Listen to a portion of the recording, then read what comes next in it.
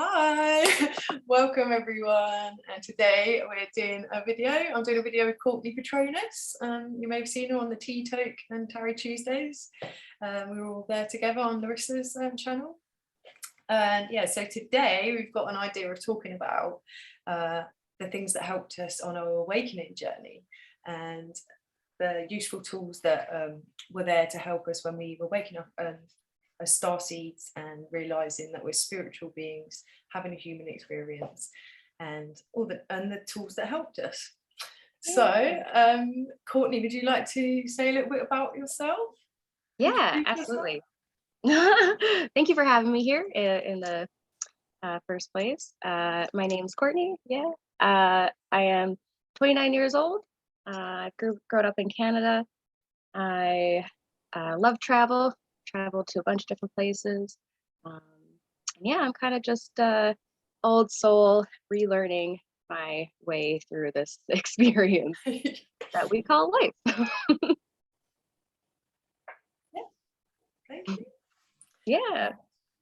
And I'm Helen, and obviously this is my channel, and I'm a light worker, light warrior, healer, energy healer, and many other things. I mean, we can put so many labels on ourselves, can't we?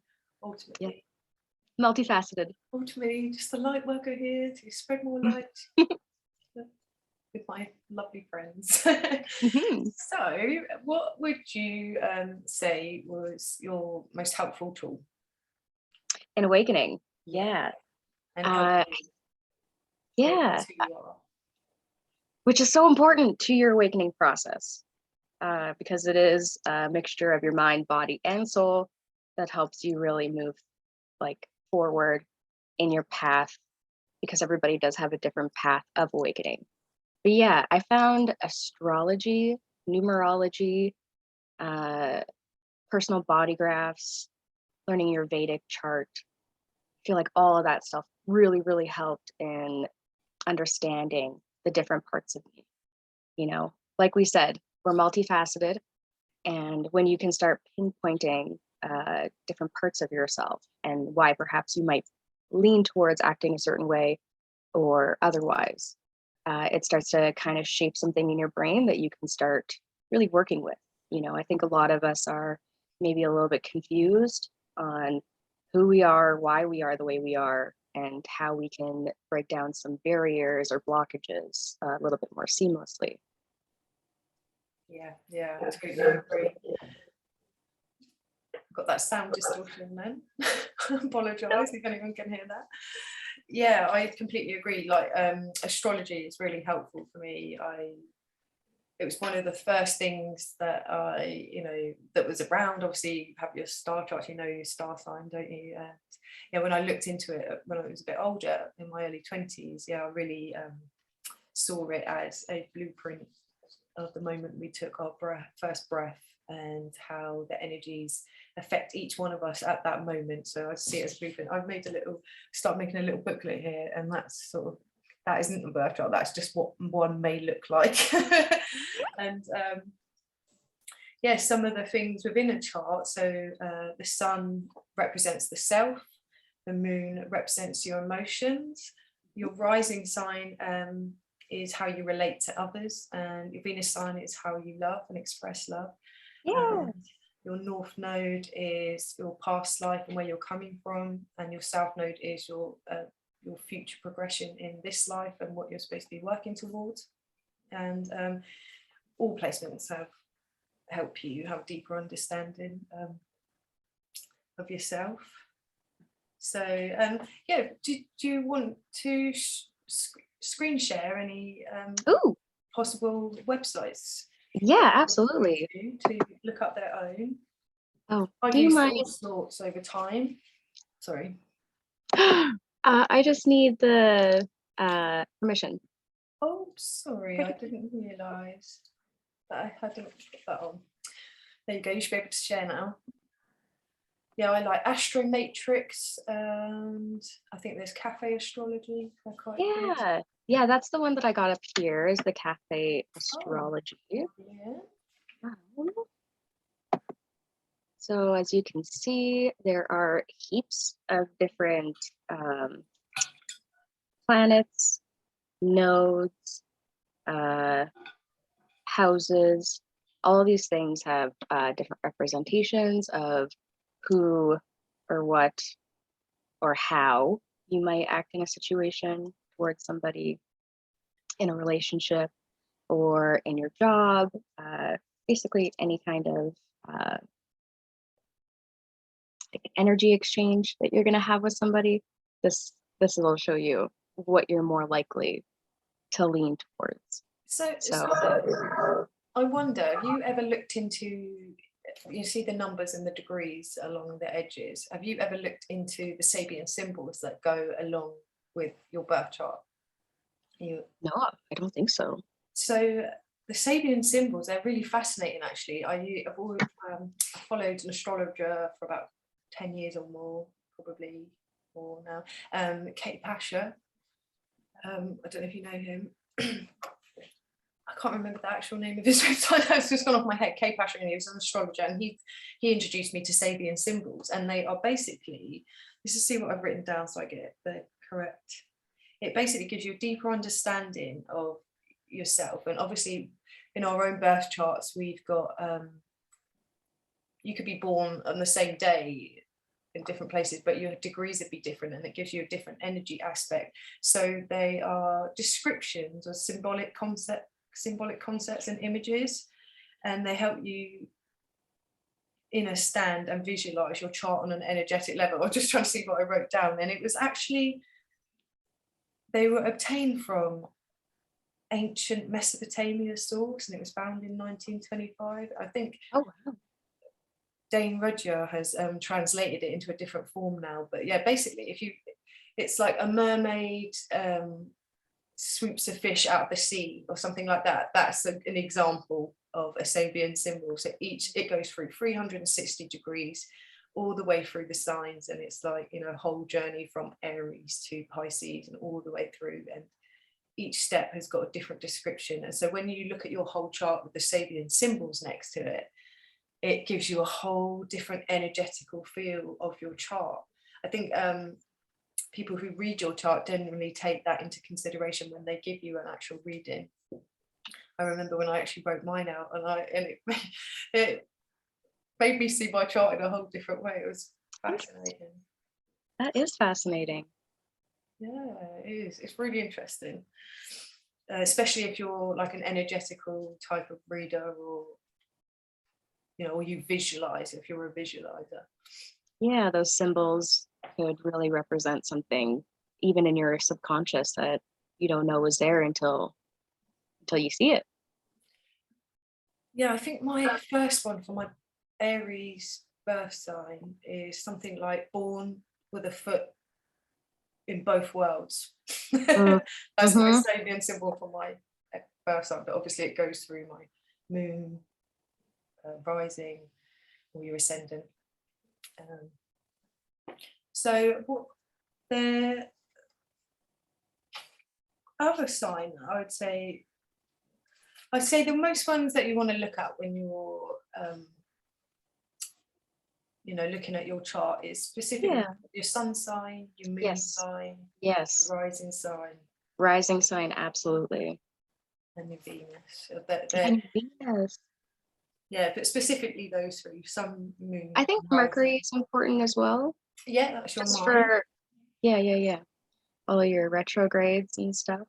It's important to kind of see how that's going to kind of distort your reality for a bit. It's good to understand that, because you can kind of nip it in the bud as soon as you notice it, so to speak. Yeah, definitely.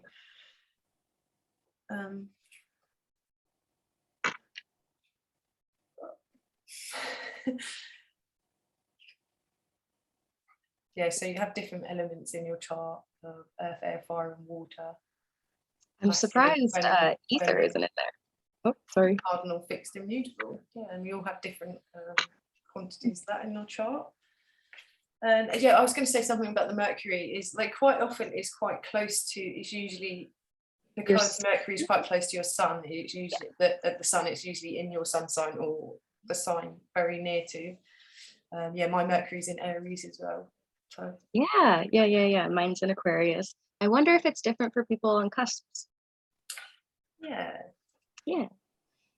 Um, You often find people on cusps are can be one sign one year and one sign the next year, because it's to do with when a planet goes in at a certain time, and some people can change between signs each year depending when their actual astrological shift has happened. I'm not very good at the exact terminology. No, but it makes sense that we are part of the stars, you know, or we're stardust. So it would make sense that every year could be different for somebody who lands on a cusp, because they do have 2 ruling planets. That does, Yeah, it adds. it changes each year. One year they could be a Libra, one they could be a Scorpio. That'd be Yeah. quite interesting. I think I'm smack bang in the middle of Aries, so I'm definitely no change there. Although, you know, we looked at our Vedic charts, and Vedic astrology is obviously different to this is the sidereal, I think. It is incredibly different, and you might find that you resonate with one more so than the other, but that doesn't make either one less true. It could just be what you resonate with. Just another aspect of it. I know I looked at mine and I turned into a triple fire sign. Okay.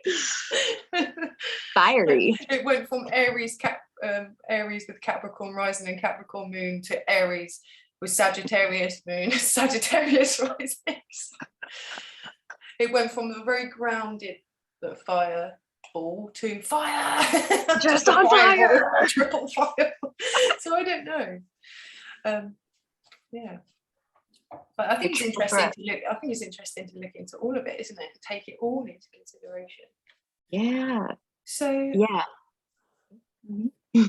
Sorry, were you going to say something? I was just going to agree ferociously. It's good. Just looking at all the things on here. Another, some of the planets are like generational planets, aren't they? Like the Saturn, Uranus, Jupiter.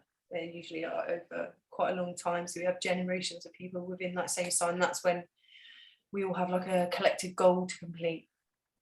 And yeah, the North Node hasn't got your South Node on here, but yeah, that's another really important part of the chart, showing where we come from in our past life and what we're like trying to achieve in this life. So yeah.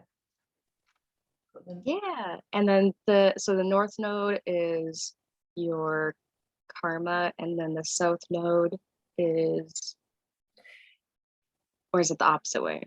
I've heard it described in different ways. No, that is right. It's not really karma. It's more like, I don't know. Like I said, it's probably people describe it in different ways. The way I see it as is, I imagine it as the life that we've come from and the achievements that are like we've already achieved. Terrible description. The things we've already achieved and that we're already good at and that come naturally to us. So coming from Capricorn, it's you know, wealth, abundance, success, yeah, all of those like luxurious fine things in life have been achieved in a previous life, say literally just the previous one. And in this life, the opposite of Capricorn is Cancer, so that would be more emotions, family, connections, harmony within connections and family, basically, and more community, I guess. And that makes complete sense to me. Me as well. Yeah, that's definitely been a big part of my life thus far, is connecting. Yeah, definitely. Not so much all the riches and wealth. No, not at all. Yeah, that's what's so surprising to me, is that was never a big part of my needs growing up. Just personally, it never really mattered to me if I made a lot of money, or just as long as I could provide for myself. That was it. Yeah, same here. Money has never been my motivation in anything. It's just, it's not very good. I'm not a very good participant of this world. But if anything, that makes you a perfect artist. Yeah, exactly. I think I've always known that I'm here to create or be part of creating this new earth, you know, this new world, this new I think, yeah, just always held those light codes, you know, just like, oh, don't fit in here, don't fit in here. And yeah, and it's things like looking at your birth chart and reading all it, because obviously it's really personal, it's different for everybody. It is. It really is.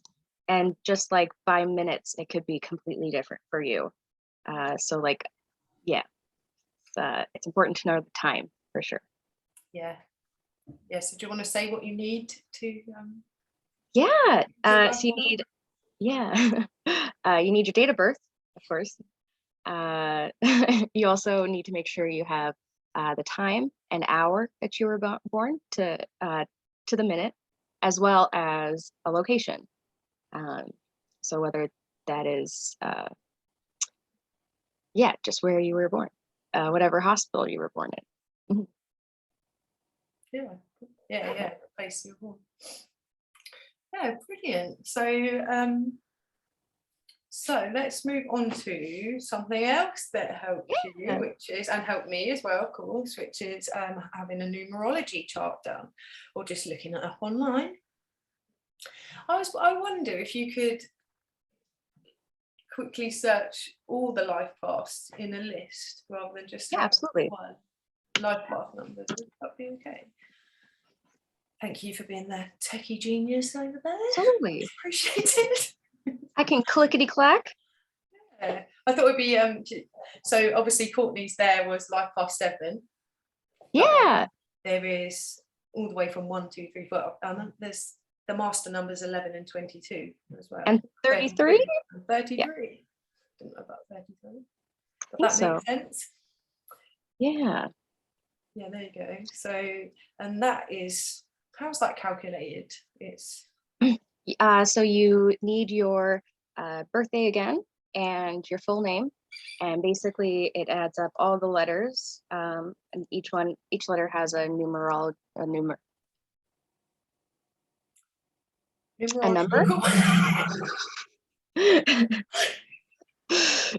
Each letter has a number, and then it adds all together, and whatever that ending number is your life path number. Or it could be, so with numerology, you have multiple different numbers in your chart. So you have your life path, and then you have your soul path. Soul path. Yeah, that soul urge that you've got them there. Heart's desire. Your expression number. Yeah. Your karmic debts, which is really, really good to look into so that you understand what you're trying to clear in this lifetime. And sometimes you don't have anything to clear, and it's just to work on aspects of yourself instead. Sorry. Oh, just maybe when I looked at mine, I've literally got the same thing throughout my life, just the one pattern that I have to clear, and then one other one, and that's it. Because I think it goes for your ages as well, like on the chart that I had. Yeah, that's interesting about. I don't know. And it was quite funny. It was just that one lesson, just repeating. You really got to get this one down. Yeah, it's quite an intense one as well. So it's like, oh, great. But you know, it's good to know. That's the good thing about it. It's like it's like forewarned is forearmed. Forewarned is forearmed. I don't know if that's the right saying. I'm like Ricky from Trailer Park Boys. Get all the same wrong. Oh my goodness. So what's really, really interesting also about numerology is that it can give you readings for years. So it can kind of show you what your year or a few years are going to look like. So if you're going to have an incredibly tough year, but you learn a lot of lessons, it can tell you that. It can tell you when you're more likely to have like a family or settle down, or at least when it would be a good time to do that. It can show you all of these things throughout the years. It gets very into detail. And if you love numbers, then this is definitely the way to go. Yeah, I'm definitely going to have to check out this website that you shared, because I have mine done by a friend, and it was quite extensive, but obviously yeah, it's very extensive explanations of different sites, so it is always worth trying out different sites for these things, isn't it? Absolutely. And there are lovely people out there that will, you know, that make it their career and to read your chart. Yeah, exactly. Yeah, it's fascinating, isn't it? Yeah, personal year cycle number and personal month and day number and your transit numbers. Those are all super, super important to like how your like I remember when I did mine in 2019, I found that my next 3 years were going to be to learn a lot of information, take in a lot of information. It's going to be like relatively chill. My 3 years after that are going to be like very busy. There's going to be a lot of trials, but I'll have learned from everything before. So I'm going to take that into the next 3 years. 3 years after that, I'm going to have like super chill time where I'm going to learn again. It's just a cycle that you kind of have like, you're like, oh man, like, why isn't anything happening in my life? I'm so bored. And then you realize you're in a part of your cycle that's like you're supposed to learn. You're supposed to chill, learn about yourself, learn about a study that is important to you, whatever it is. That's just peace for the mind, if anything. Yeah. Yeah, we have times when we need to be introverted and go within, and times when we go within. Exactly. And it, like helps you along those paths, I guess, of knowing. Yeah. Well, I'll definitely have to check out that. So do you want to have anything else to say about that? Basically, the life path numbers kind of represent like what your path in this realm is going to be. Your expression number is going to be more so towards like who you are, how you're going to express yourself. And everything just details into that again, kind of like astrology, but with numbers. I think that's it though. Just another layer of understanding, or understanding, should I say? Understanding, yeah. Yeah, and I always find it interesting because, they say, the universe works in numbers and everything's code and numbers. I mean, and I'm terrible at maths, but, I do understand about numerology and how that works. And, how the self-ego frequencies, the letters and numbers match the notes, and that also goes for colors, obviously sound, animals, crystals. There's like so many harmonics throughout the universe. That's what we're all on, and numbers are a part of that. So yeah, fascinating connection. I see you've moved to my body graph, the human design. This one's really, really neat. When you're finding out about astrology and numerology, you're finding a lot about your soul, who you are, how you're going to act or react. And this is interesting because it kind of shows you your intuitions and where you're going to find your intuitions and how your body actually physically processes intuitions, where your energy is more likely to get trapped or to flow through.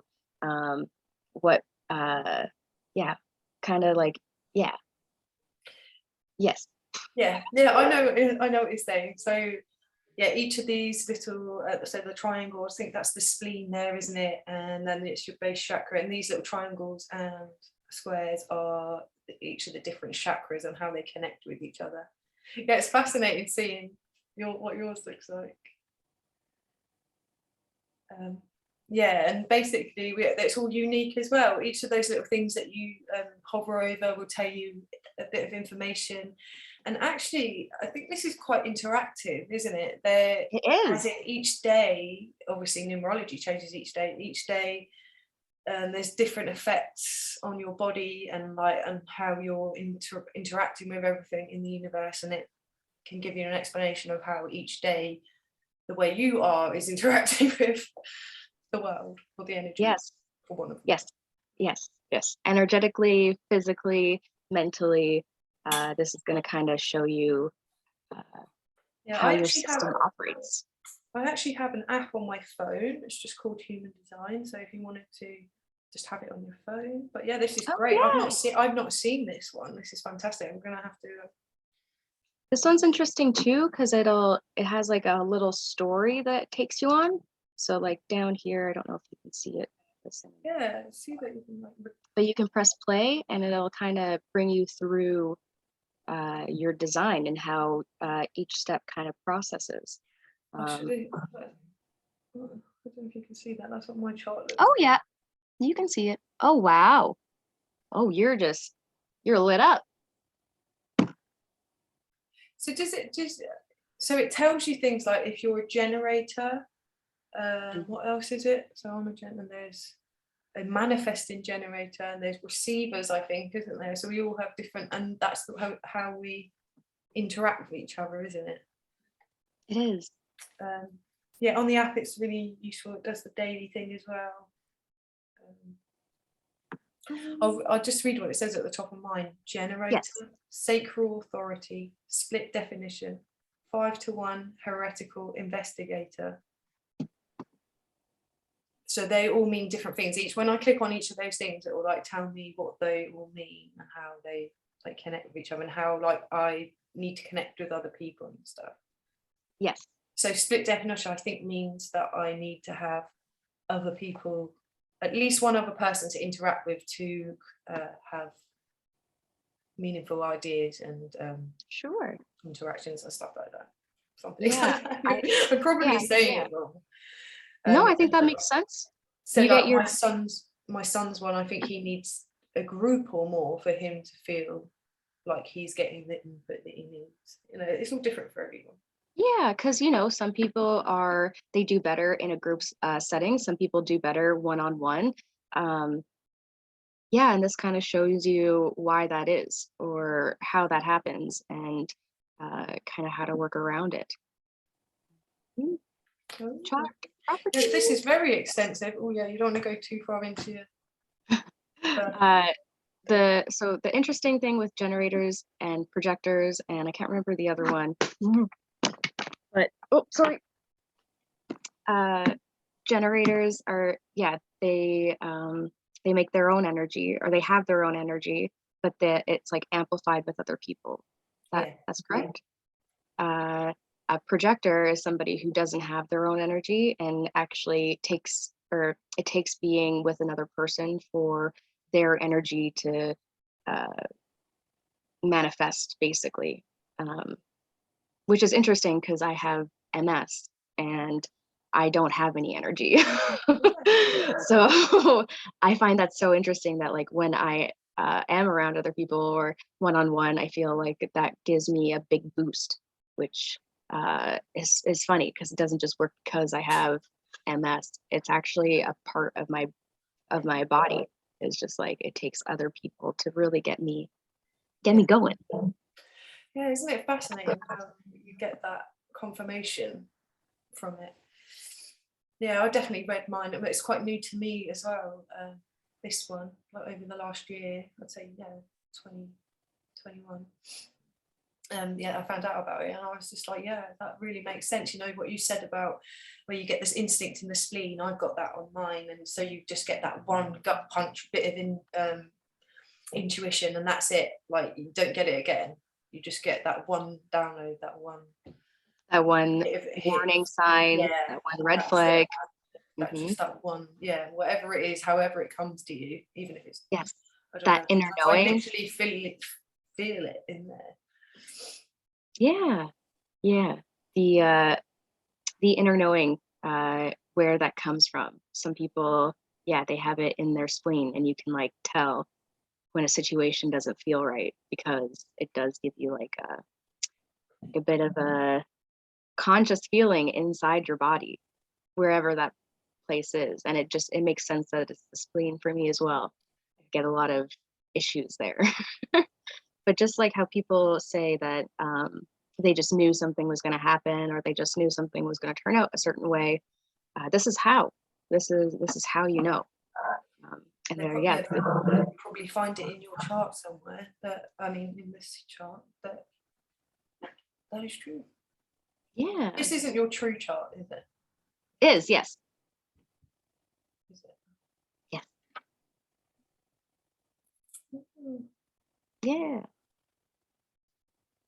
Yeah, so kind of interesting, kind of cool. Yeah, no, it's cool. I'd like to like read through it all, but we won't. Yeah. It's interesting, isn't it? Just like seeing yourselves and other people's as well. I like look at my children's ones and stuff like that, and people close So to me. true. It's a good way of like getting to know people better, isn't it? I guess. Yeah. I feel like every time I look into somebody's chart, I'm just like, right, yep, that makes sense. That makes sense. That makes sense. And so another thing that actually led into quite well is I said about the chakras. So we probably all know about like chakras and where they are and our colours on our body. But if you don't, then that was one of the things that really helped me get like to learn to meditate, learn to like balance my own energy and aura. If you know what an aura is, we've all like have an energy field around us. Yes. And by balancing our chakras, these are the colours. I wonder if there's ones I was going to mention about the Earth Star and the Soul Star chakras. So the Earth Star is like in the ground.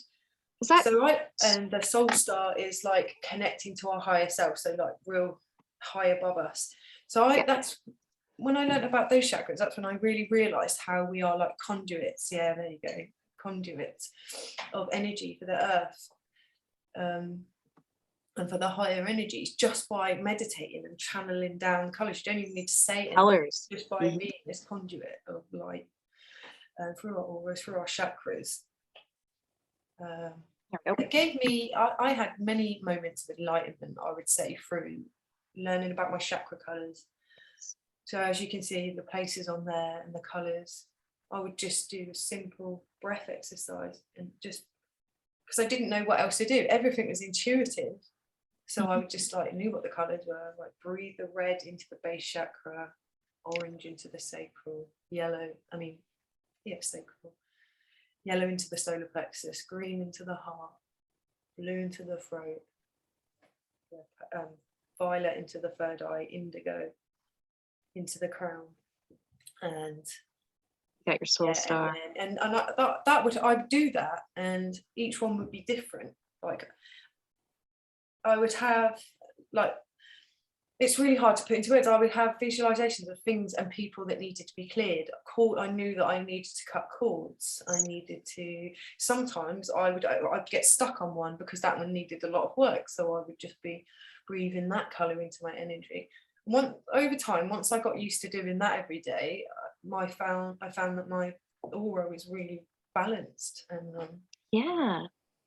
and I didn't need anybody's input or anything, I didn't need to question or ask anybody. I just knew, even if I felt like I was crazy in my head, I just knew by balancing my chakras and focusing on my aura and energy. It's important to ground yourself constantly, especially being a light worker, starseed. You kind of resonate in the higher chakras, but you want to keep the balance because we do still have to live in this density. And another thing about being a light worker is we are literally light beacons. And I don't know about you, but I used to not be aware of how far out my energy would go, and that would ultimately end up with me being so drained after being around loads of people. I mean, I still do now, even though I know how to protect my energy. It's still quite hard. But learning about auras and around your body, and how you can draw that energy back into yourself, so that you can spread out your wonderful energy, but you also have the ability to be able to draw it close around you if you need to. Yourself in some way, or just not be so drained. It's not a all it's not a fix for everything, but it does definitely help. It helps you even rejuvenate a little bit faster, fill your cup up again a little bit faster. You don't feel a lot. Interesting visualization that I like to do is to imagine my energy coming in from the sun, the main sun, and then shooting down to me, and then that builds a little bit of a like a barrier, a little bubble that like my energy stays in, and my energy that gets projected out isn't mine. It comes from the light that I'm bringing in. So I'm not actually using my own energy, I'm using the universal energy. So it doesn't feel like it takes as much away from me. That, Yeah. that's exactly it. That's what that drawing down the source energy is, isn't it? It's like Source energy. divine, Exactly. yeah, divine source energy. It's recharging you. Yeah, it's wonderful. I love that. It's really nice. Yeah. It's really important. Yeah, people don't understand as much that their energy affects everybody, whether they interact with them or not. We are all conduits, and we are also all, transmuters. So, there are other people out there that aren't as conscious or aware of their energy and how it affects others. So that makes it extra important for you to, take care of your own. Yeah, that's right. Because it's thinking and realizing that we are everything's energy, everything's vibrating, and I think that's so much more accepted now, isn't it? Thank God. Oh. Yeah, thank God. So, and just thinking along those lines all the time, we're all energy, We're all energy, we're all vibrating at different frequencies. And it's yeah, what you just said is about transmuting. It's like, yeah, we're transmitters. We need to be transmuters, not just transmitters, because It's a and that's full, it, isn't it? Transmuting the energy within us. Yeah, that's beautiful. Yeah. So there's another thing that we use is connecting with nature and connecting with the moon cycles and learning about the different phases of the moon and how we're affected by those energies. I found that a really useful tool to connect back to Mother Nature. That was definitely useful for me. So, for example, I actually have lots of moon diaries everywhere. But like, so the new moon is like when it's the dark time. It's when you plant seeds and you start making plans, and you have downtime, you relax, you go within, and you think of the moons within. So that's what you do yourself. And then going up to the full moon, that's like a forward energy, and then you're going up to completion at the full moon. So completion of projects obviously affects the water around us. We're water. Big energies that come in around the full moon that you can, harvest. Yeah. For that next 2 weeks until the new moon. Yeah, when it starts waning again. Yeah. So that was really helpful, I found, and that's taken me. I've been following the moon for years, and I still do now. I wouldn't feel right if I didn't. And the sun, and a good way to do that, I found, was to get out and grow veggies and plants and stuff. Yeah. The more that I was outside growing stuff, the more in tune, like with nature that I got. I would find that I could, just by the feel of the air or something like that, I could tell whether it's going to rain or what's going on. It's fascinating. Yeah, I love that. Just we all things like that. But that was a few years ago that I started doing that. But I just remember thinking, we're so out of tune with nature. I just want to. Yes. Yeah, they want that. Yeah, just even down to, the food that we eat. It's like out of season. It's not like, if we ate the food that was right for our seasons in the climate that we lived in, we would have all the vitamins that we need. But we just we would be a lot more in tune. Also, what they used to do when they planted, they would suck on the seed first before they put it in the ground, and your DNA mixed with the seed would actually help the plant grow to the nutrients that your body needed. Yeah, which I thought was very interesting. Is that from the Ringing Cedar series? I can't remember where I learned that fact, but it's something that you got to incorporate when you're planting.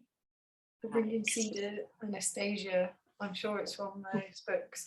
Really? Yeah, which is fascinating. That just makes complete sense, doesn't it? Absolutely. When I heard it, do that with all of your seeds, and then get your children to do it as well. Yeah. Children, and so it's all like perfect for your body, the right food. Yeah, yes. I just love that. I just absolutely love that. Thanks for I sharing. love plants. I love plants. I love animals. I love sun gazing, sunset or sunrise. I find that just like uh, gives me crazy visuals for one, just like fractals upon fractals, which I Wow. honestly think are, spiritual beings that are opening themselves up to me as I open up my pineal gland. Um, Even moon gazing, I really like. Uh, it's, just as powerful as sun gazing, but it works probably better during the full moons or the fuller moons. Would It's good for your you pineal gland. would you be Sorry. able to explain to us how to do that safely? How do you Yeah. sunset safely? So you want to wait till like the sun's almost set. You really, really want to wait until, or like it's just barely risen. You don't want to be staring straight at the sun when it's like high noon. So you want to wait till it's like nice and low to the ground, where you got maybe 15 minutes left before the sun goes away or before the sun raises. That makes sense. So it's like the perfect time to look at the sun safely. It doesn't hurt your eyes. If it hurts your eyes, it's too high in the sky. I think that should be a good tell. But when it does happen, when it is the correct time, when you do find that it's comfortable for your eyes, you'll start to feel like a tingling sensation in your forehead, followed by whatever mantras or visualizations that you want to do. As you do it, you can look directly at the sun. You can close your eyes while you're standing towards the sun. So you don't actually have to look at the sun if you don't want to. It should give you the same effect. But let me tell you, if you can look at the sun at the right time, it starts doing some very interesting things. She is alive, she is active, and she's ready to party. Uh, like I remember the first times that I was doing it, I saw fractals within the sun. So I could see like an outline of like it's like radiant beast that just started to like morph in on itself, started to like turn into this like gear almost, just like rotating, but it was like fractal pieces rotating on itself. And yeah, that was like mind blowing for me the first time that happened. Wow, But it's pretty regular. sounds amazing. It is. Yeah, Do you I think highly it would recommend. work as well if you didn't want to keep your eyes open? Because for me, I find if I don't get it right, I'll trigger a migraine. So would you? I mean, I do it with my eyes closed. Sure. And Yeah, I do it with my eyes closed sometimes. If I want to like, especially if I want to see things, if I want to yeah, like perceive a visualization. Otherwise, I'll just like, yeah. I'm too scared to trigger a migraine, to be honest. fair, But I still absolutely. feel the same effects through my third eye to your Exactly. finger. Hmm. Yeah, And I like to. love the fractals, love them. I get it if I squash my eyelid. Yeah, you don't want to do that. DMT pattern. It's fun. Yeah, I love that idea. That's we've had, what, the last 3 days, absolutely beautiful sunsets. Absolutely beautiful, but I haven't had a chance to sun gaze because it's sort of out of the way, but Yeah, absolutely wintertime's beautiful tough. effect on the sky with the moon. Amazing. Yeah, it is amazing. So many of these things are amazing because we're amazing. And when we learn about our power and how incredible we are, we start really living in that power. And it's beautiful. It's where we're meant to be, and it's a collective thing. The more that we do it, the more everybody does it on a subconscious level. I just made this bigger on the side there. There you go. Yeah.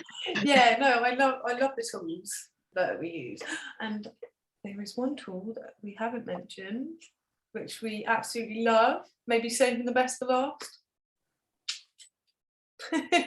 which is. Do you want to? Oh, do you want a drum roll? What it's going to do to the sound? But there's your drum roll. Aha! The beautiful tarot or oracle cards. Or oracles? Ooh, this one's also, I just found my guys the other day. My runes. Oh man, I love working with runes. These little puppies. Almost. Here. Okay. Yeah, I kind of see that. Yeah, when I said I'm trying to see what the actual shape is. Is it like a little bit of wood? It's Palo Santo. Oh, is it? Yeah, It's little runes on pieces of Oh, Palo Santo, and it was blessed by a shaman in Mexico. oh wow. Yeah, I love these so much.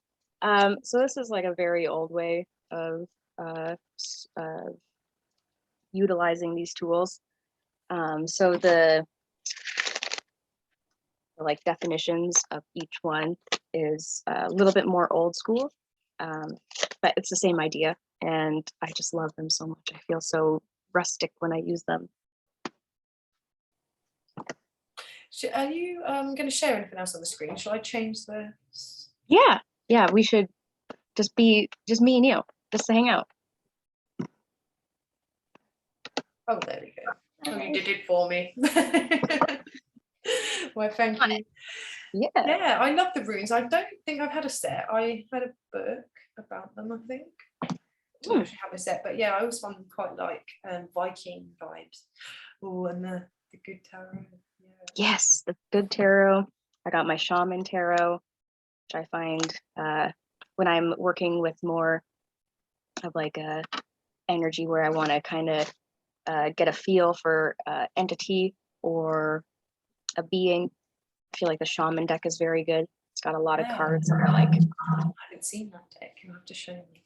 It's very ancestral. But... oh, look at that hangman. That's funny. Oh. Yeah, nice.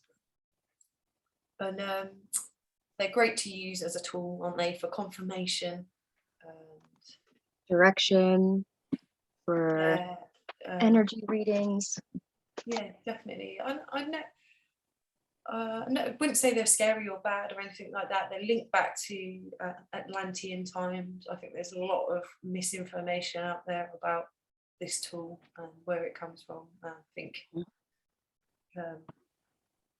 ultimately it's, we say our blessings over our cards and ask for protection when we use them, don't we? You can use crystals as well to, this is like a little pointed crystal.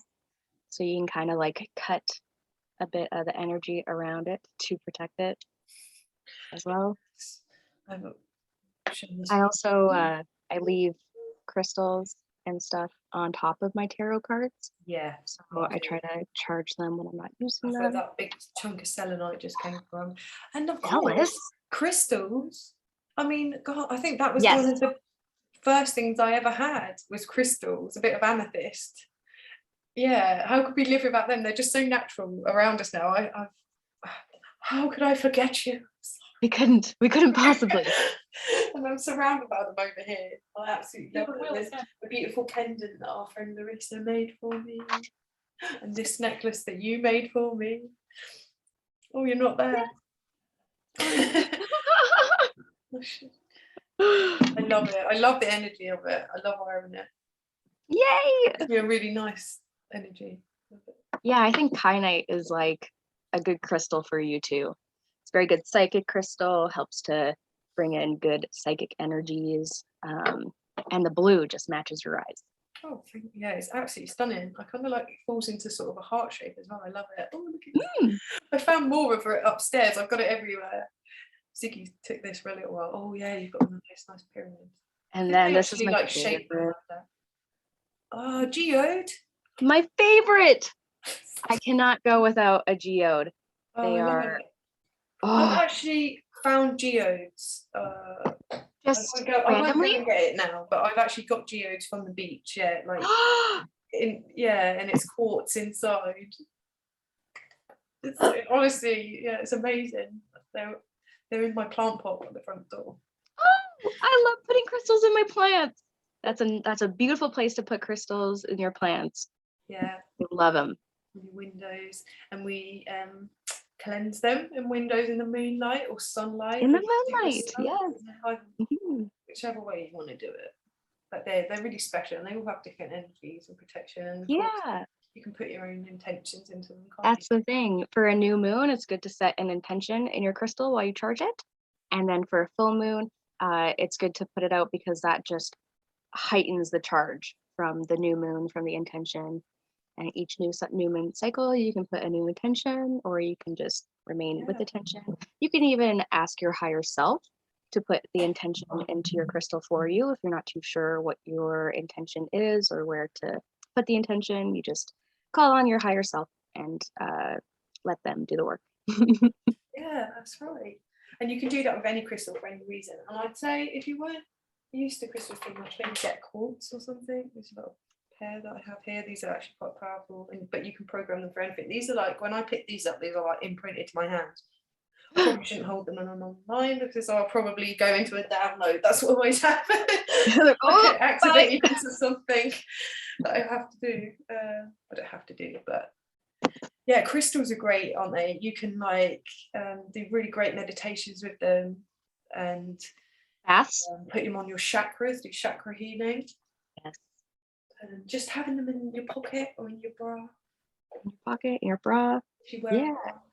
Yeah. Each stone represents. Oh, sorry. Or your pants. Sorry. Your pockets. Each stone represents a different chakra as well. So that's cool too, is you can get chakra stones specifically for your chakras. And bring them in the bathtub. The ones that you can take into the water, Yeah. bring them into your bathtub. Selenite, no. Don't put your selenite in your water. Don't do that. Selenite, it's not like water. Other things too, like malachite, no, don't put that in water. Just your like hard rock, like quartz and rose quartz, I would say. Yeah. And rose quartz, actually wonderful in the bath. But we are going to do another video about how health and our healing tools. We'll save that for another time. So I think that I think we've covered everything, haven't we? I think everything that we've remembered anyway. At least, yeah. Yeah, but quite a few of the things remembered crystals at the end. At least. Yeah. How could we forget? So I hope it's been helpful for everyone. It's been great. Just chatting with Courtney on here, because this is what we do a lot, isn't it? And yeah. We're just pressing record this time. Yeah, exactly. No, we've got loads more to share with you. So yeah, thank you for being here with us. And thank you for having me. Yeah, and you're welcome. Thanks for doing all the techie stuff. It's been wonderful. And yeah, give Courtney a follow. If you don't follow me. And yeah, we'll be back with another video real soon. Somewhere. It'll be somewhere. Yeah. I don't know where we're on the screen. But yeah, absolutely wonderful to make our first video together and share it all with you lovely people out there. Yeah. So bye. Love you all. Bye. Thank you so much. Bye.